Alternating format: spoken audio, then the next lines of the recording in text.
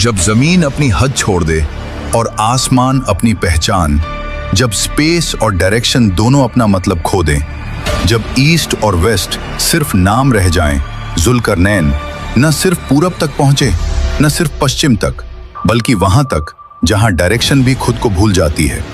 कुरान कहता है, और वे तुमसे जुल्करनैन के बारे में पूछते हैं, हमने उसे जमीन में कुदरत दी और हर चीज के रास्ते अता किए। सूरह अल कहफ। ये सिर्फ जियोग्राफी नहीं है, ये ह्यूमन परसेप्शन की आखिरी बाउंड्री है।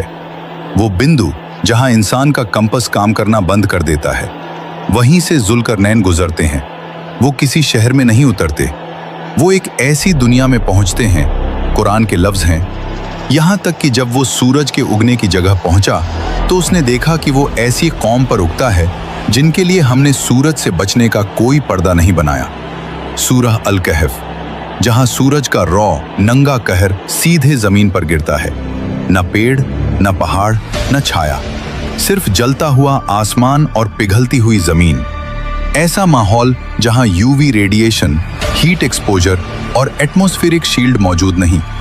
यहां जिंदगी जी नहीं जाती, यहां जिंदगी बस सरवाइव करती है। और जब इंसान के पास शेल्टर नहीं होता तो उसका दिमाग सिर्फ एक मोड में चला जाता है, सर्वाइवल मोड। दूर आसमान में जुल्करनैन कुछ ऐसा देखते हैं जो इंसानी आंख के लिए बना ही नहीं। कुरान इशारा करता है, और सूरज अपने मुकर्रर ठिकाने की ओर चल रहा है। सूरह यासीन। सूरज जैसे एक बेइंतहा अंधेरे की तरफ खींचा चला जा रहा हो, जैसे रोशनी खुद अपनी मौत की तरफ बढ़ रही हो, जैसे कोई ब्लैक होल सूरज को निगल रहा हो। साइंस कहती है, ब्लैक होल वो जगह है जहां स्पेस टाइम कोलैप्स करता है और लाइट तक एस्केप नहीं कर पाती। फिलॉसफी कहती है, जब रोशनी डूबती है तो सिर्फ उजाला नहीं जाता, हकीकत भी छुपने लगती है।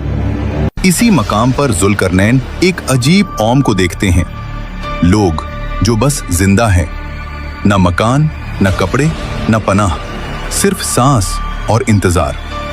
साइकोलॉजी कहती है, जब इंसान को फ्यूचर पर कंट्रोल नहीं होता तो वो होप नहीं करता, वो सिर्फ वेट करता है। तभी वे कहते हैं, याजूज और माजूज इस जमीन में फसाद मचाते हैं। सूरह अल कहफ। हर बार जब आसमान का एक और दरवाजा खुलता है, याजूज और माजूज निकल आते हैं। वे आते हैं, तोड़ते हैं, खा जाते हैं और फिर ऐसे गायब हो जाते हैं जैसे ये दुनिया सिर्फ उनका हंटिंग जोन हो।